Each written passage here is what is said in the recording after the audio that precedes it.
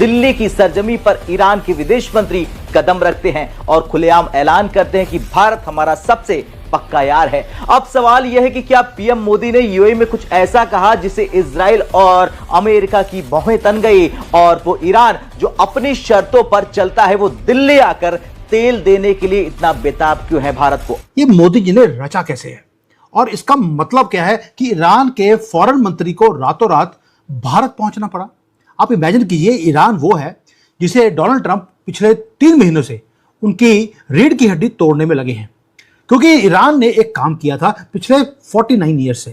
पूरे global economy को उन्होंने पकड़ के रखा था क्योंकि वो कंट्रोल करते थे ऑयल को और स्ट्रेट ऑफ हॉर्मुज को। प्राइम मिनिस्टर को भी तो एंगेज रखना है ना। देखिए, जयशंकर साहब ने भी तो नौकरी करनी है, उन्होंने भी तो नौकरी करनी है। ये कहने हैं कि पायन ना थोड़ा टाइम लगेगा हमें, इसको हमें थोड़ा सा इन ममालिक के करीब होना चाहिए ताकि जो फॉरेन पॉलिसी लेवल पे जो कामयाबियां इंडिया अपने अवाम को गिनवाता है उसमें कमी ना आए और ये ना लगे कि हम पाकिस्तान से हमारे हालात खराब हुए, अमेरिका पीछे हट गया। इस तरीके की फेरी टेल करने से कि हम सब एक साथ रहेंगे, एक उम्मा बन जाएगा, ये रियलिटीज का जो है वो उससे मुंह चुराने वाली बात होगी।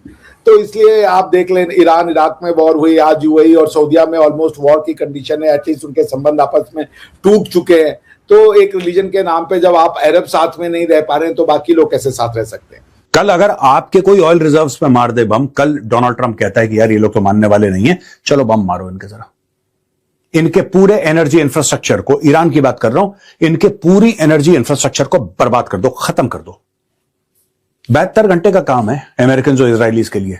तेल का एक बूंद नहीं रहेगा वहां पे, सब सपाट हो जाएगा। दोस्तों, जियोपॉलिटिक्स की दुनिया में ऐसी चालें बहुत कम देखने को मिलती हैं जिसने पूरे मिडिल ईस्ट को हैरानी में डाल दिया हो। और आज हम एक ऐसी ही मास्टर क्लास डिप्लोमेसी की बात करने वाले हैं। सोचकर देखिए, एक तरफ भारत के प्रधानमंत्री नरेंद्र मोदी अपनी बेहद अहम यात्रा के दौरान यूएई की सरजमीन पर उतरे हैं, जहां उनका स्वागत किसी आम नेता की तरह नहीं बल्कि एक सुपर पावर के हेड की तरह होता है। वहां अरबों डॉलर के निवेश और रक्षा समझौते साइन हो रहे होते हैं। ठीक उसी वक्त उसी पल दिल्ली के अंदर कुछ और ही बड़ा खेल चल रहा होता है।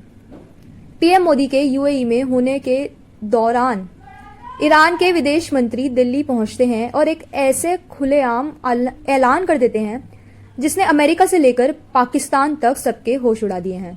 ईरान जो अक्सर अपनी शर्तों पर जीने के लिए जाना जाता है, उसने खुले तौर पर यह घोषणा कर दी है कि भारत और उनका पक्का यार है, यानी सच्चा दोस्त है। सिर्फ इतना ही नहीं दोस्तों, ईरान ने पूरी दुनिया को ये दिखा दिया है कि वो वेस्टर्न सैंक्शंस की परवाह किए बिना भारत को सस्ता और लगातार तेल सप्लाई करने के लिए पूरी तरह से बेताब है। एक तरफ यूएई जहां भारत के साथ डिफेंस और इकोनॉमी पर काम कर रहा है, वहीं ईरान एनर्जी सिक्योरिटी की गारंटी दे रहा है। ये कोइंसिडेंस नहीं है दोस्तों, ये नए भारत की वो कूटनीति है जहां हम एक ही वक्त में दो ऐसे देशों के साथ दोस्ती निभा रहे हैं जो खुद एक दूसरे के कड़े प्रतिद्वंदी माने जाते हैं। ईरान ने तो यहां तक कह डाला कि आओ भारत, हमसे तेल खरीदो, हम तैयार हैं। और ये भारत की बैलेंस फॉरेन पॉलिसी की सबसे बड़ी जीत है। हम इजराइल के दोस्त हैं, रूस के दोस्त हैं, यूएई के पार्टनर हैं और ईरान के साथ भी हमारे पुराने सांस्कृतिक और रणनीतिक रिश्ते हैं। भारत किसी के झगड़े में नहीं पड़ता है दोस्तों, लेकिन अपने हितों के लिए सबके साथ हाथ मिलाता है। ये मोदी जी ने रचा कैसे है और इसका मतलब क्या है कि ईरान के फॉरेन मंत्री को रातों रात भारत पहुंचना पड़ा?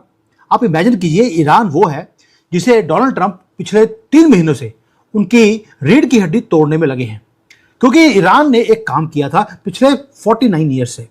पूरे ग्लोबल इकोनॉमी को उन्होंने पकड़ के रखा था क्योंकि वो कंट्रोल करते थे ऑयल को और स्ट्रेट ऑफ हॉर्मुज को। उसको एक चोक पॉइंट इन्होंने बना के रख दिया था, सारी दुनिया को हॉस्टेज बनाया हुआ था। लेकिन जो हॉस्टेज की सिचुएशन है वो ओवरनाइट चेंज हो गई, बोर्ड को फ्लिप कर दिया गया। ईरान का फॉरेन मंत्री भारत में पहुंचा है। ये वो काम है जिसने अमेरिका के अंदर भी पैनिक को डाल दिया कि यार ये लोग तो पाकिस्तान, जो मेरा चहेता पाकिस्तान है, ये उसके पास जाते थे, उन्होंने पाकिस्तान नहीं गए हैं, न्यू दिल्ली आए हैं। अभी क्यों आए हैं? क्योंकि नरेंद्र मोदी, उन्होंने रेंडर किया बिगेस्ट जियोपॉलिटिकल वेपन ईरान के खिलाफ। ये फुजाइरा नाम क्या है भाई? ये वो है जहां पर ये एपिसेंटर है, ये प्लेस ग्लोबल पावर शिफ्ट की। वो क्यों? क्योंकि जो स्ट्रेट ऑफ हॉर्मुज है उसको तो चोक कर दिया, ईरान के अंदर, और इस चोक पॉइंट को उसने थ्रेटन करने की कोशिश करी अमेरिका को भी और दुनिया को भी।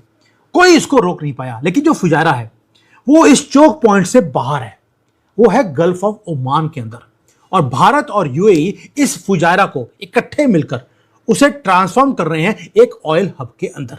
वहां से गैस और तेल वो पूरे दुनिया में एक्सपोर्ट किया जाएगा। ईरान की मां बहन होने वाली है।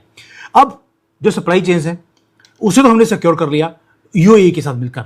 दूसरा एक काम और किया, जो भारत के ऑयल टैंकर्स हैं अब वो स्टेट ऑफ हॉर्मुज में वो जाएंगी नहीं, वो सीधे जाएंगे ओमान के पास, फुजायरा में तेल भरेंगे, गैस भरेंगे और भारत आ जाएंगे। कोई माई का लाल हमें रोक नहीं सकता।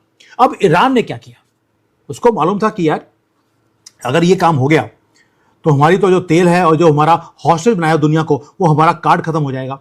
इसलिए उन्होंने एक काम किया कि यार यूएई के ऊपर हम ब्रूटल स्ट्राइक्स हर रोज करने शुरू करते हैं, और उन्होंने किया भी।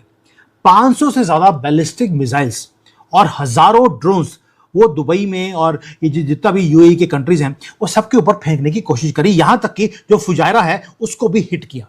वो आपने न्यूज सुना होगा कि उसमें हमारे जो भारतीय वहां पे काम कर रहे थे उनके 3 या 4 लोगों की वहां पर हत्या भी हो गई थी, मारे गए थे इन ड्रोन अटैक्स के साथ। अब ईरान का जो फियर था उसको वो तो हो गया रियल कि कहीं ये चलना जाए, इसलिए फुजायरा के ऊपर अटैक किया गया। लेकिन उसको एक और भी चीज था कि मैं अगर ये थोड़ा सा फियर क्रिएट भी करूंगा, मैं फियर भी हूं, मैं एक काम करता हूं, फियर को ट्रांसफर करता हूं, और उससे क्या होगा कि भारत इस फुजायरा से वो पीछे हट जाएगा। लेकिन हमने कुछ और ही किया। मोदी जी पीछे हटने वाले में से तो है नहीं। मोदी जी ने अनलिश कर दिया पहले तो डिप्लोमेसी को और उसके बाद स्ट्रेटजी को। डिप्लोमेसी में हमने डायरेक्ट एक कंडमनेशन कर दिया कि यार हम इसकी भर्त्सना करते हैं, हम इसको एक्सेप्ट नहीं करेंगे। ये मोदी जी का पॉलिटिकल स्टेटमेंट था। लेकिन साथ में एक डिक्लेयर और कर दिया कि हम यूएई के साथ खड़े हैं, हम ईरान के साथ नहीं खड़े। लगता है कि the Iranians are I understand that they are upset, but I think this is a wrong statement to make. You attacked UAE. आपने UAE पे हमला किया। जब आपने UAE पे हमला किया और आप चाहते हैं UAE कुछ ना, इनको दुख किससे हो रहा है? मुझे अभी तक ये बात समझ में नहीं आई। कोई अगर मुझे समझाए, कमेंट्स में लिखे कि ये ईरानियों को दुख किस चीज के लिए हो रहा है भाई? इसलिए कि वो बेंजामिन नेतन्याहू से, उसकी मर्जी, वो किसी से मिले उसकी मर्जी। आप कौन होते हैं बोलने वाले? ठीक है, आपने उनके ऊपर हमला किया, आपने यूएई के ऊपर हमला करा, सऊदी के ऊपर हमला करा, कतर के ऊपर हमला करा, जॉर्डन के ऊपर हमला किया, बहरेन के ऊपर हमला किया, ओमान के ऊपर हमला किया। क्यों भाई? किससे पूछ के? अच्छा, जब तक आप ये कह रहे हैं कि साहब हमने सिर्फ वहां पे जो यूएस के मिलिट्री बेसिस थे वहां पे हमला किया, मुझे बात समझ में आती है। मुझे बात समझ में आती है कि कतर के अंदर एक मिलिट्री बेस है जिसका नाम अल उदैद है, सबसे बड़ा मिलिट्री बेस है मिडिल ईस्ट का, वो अमेरिकन का है। वहां से जेट्स ने टेक ऑफ किया या वहां से ड्रोन्स ने टेक ऑफ किया और वहां पे ईरान में बमबारी हुई। लिहाजा ईरान को बहुत बुरा लगा, बोला कि यार कतर के अंदर से अगर ये हुआ है तो हम कतर को पनिश करेंगे, और जो यूएस का बेस था वहां पे आपने बमबारी करी, ये सेट है। इतनी बात मुझे समझ में आ गई। ठीक है, रास लफान पे क्यों मिसाइल मारे? इजराइल ने जब साउथ पार्स पे बम मारा था तो आप इजराइल पे मारते, आपने रास लफान पे क्यों मारा? आपने अल फुजैरा पे क्यों मारा? ठीक है, फिर कोई पूछेगा कि एरामको की पाइपलाइंस आपने क्यों बिल्कुल बर्बाद कर दी? वहां से तो कोई अटैक नहीं आया था। ईरान बेसिकली क्या कर रहा है दोस्तों? देखिए, ईरान भी बहुत तेल पैदा करता है, बहुत तेल निकलता है ईरान में से। ईरान ने इस लड़ाई के बहाने जितने भी कॉम्पिटिटिव कंट्रीज हैं, जो कॉम्पिटिशन है ईरान का, जो वहां पे ईरान अपना कॉम्पिटिशन समझता है, सबको बर्बाद कर दिया उसने। अपनी कंपटीशन को खराब कर दिया, खत्म कर दिया उसने। ऐसा कोशिश करी ईरान ने। अब ये बात देखिए साहब, according to the reports, Araghchi argued that neither the US bases nor an alliance with Israel provided the UAE with security and that it should reconsider its policy towards Iran. We must live side by side in peace and this requires peaceful relations and complete understanding between the two countries. अब सवाल ये उठता है कि भारत आखिर इस balancing act को इतनी आसानी से कैसे अंजाम दे रहा है। दोस्तों, यही है इंडिया की वो स्मार्ट डिप्लोमेसी, जहां भारत अब सिर्फ एक खिलाड़ी नहीं बल्कि मिडिल ईस्ट में एक अंपायर की भूमिका निभा रहा है।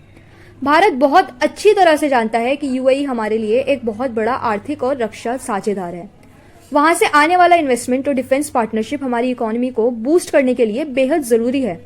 लेकिन वहीं दूसरी तरफ ईरान हमारी एनर्जी कनेक्टिविटी और खास करके चाबहार पोर्ट के लिए जरिए सेंट्रल एशिया तक पहुंचने के लिए एक ऐसी चाबी है जिसे हम किसी हाल में नहीं छोड़ सकते। जहां एक तरफ कई देश इन दो खेमों में किसी एक को चुनने के दबाव में बिखर जाते हैं, वहां भारत ने बिना किसी झुकाव के दोनों राइवल देशों को अपने साथ खड़ा कर लिया है। ये इस बात का सबूत है कि आज की ग्लोबल पॉलिटिक्स में कोई भी देश इंडिया को अपनी शर्तों पर नहीं चला सकता। भारत अब सिर्फ अपने हितों के हिसाब से ही शर्तें तय करता है। तो दोस्तों, इस मास्टर स्ट्रोक डिप्लोमेसी पर आपकी क्या राय है? आपको क्या लगता है कि आने वाले वक्त में मिडल ईस्ट में भारत का सबसे बड़ा और भरोसेमंद साथी कौन साबित होगा, यूएई या फिर ईरान? अपने विचार नीचे कमेंट सेक्शन में जरूर बताएं, क्योंकि आपकी राय हमारे लिए बहुत मायने रखती है। अगर आपको ऐसे ही डीप जियोपॉलिटिकल एनालिसिस और चाहिए तो वीडियो को लाइक करें और चैनल को तुरंत सब्सक्राइब कर दीजिए। जय हिंद।